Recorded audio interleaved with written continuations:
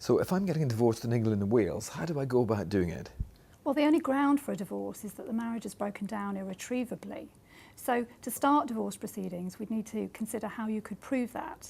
If you've been separated for a while, then you could use one of the separation grounds, which is that you've either been separated for 2 years and your spouse agrees to the divorce going through, or you've been separated for 5 years. If you haven't separated yet, then the only way that you could mount a divorce is for one of you to allege that there's been adultery from the other one, or that there's been some unreasonable behaviour.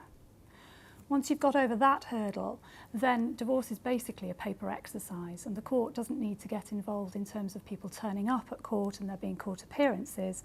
It's a paper process to go through to decree absolute, which is actually the end game and will actually mean that you are unmarried.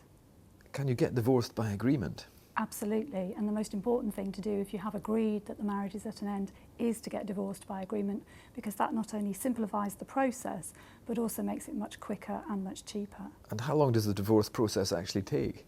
Well, it depends on the court, but on average, if everybody's agreeing and the courts don't delay things too much, somewhere between about 3 and 6 months. But the big question would be, what if there's no agreement? If there's no agreement, then it can become quite a protracted legal process, in that people have to prove the reason for the breakdown of the marriage, whether that's the adultery or the unreasonable behaviour. And frankly, things can turn quite difficult and there can be quite a lot of animosity. So it is always better to try and agree at the outset, if the marriage has broken down, quite the simplest way to actually go about trying to agree a way forward for the pair of you. But do I really need to get a divorce lawyer involved?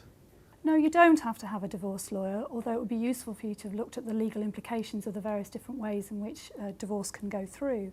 But assuming you've had that information and you want to do the paperwork yourself, you can get a lot of the paperwork either from the court offices themselves with some supporting leaflets that would explain to you how to go about it, or indeed there are various resources online that would help you get you through the process. And does it matter who divorces who? In practical terms, no, it doesn't. Whilst on the emotional side, it might have some bearing, it might be relevant to one of the parties to feel that they started the proceedings rather than the other person. But in practical terms and legal terms, no, it doesn't make a difference who starts the proceedings. That's true in relation to both the financial implications and in relation to the arrangements for children.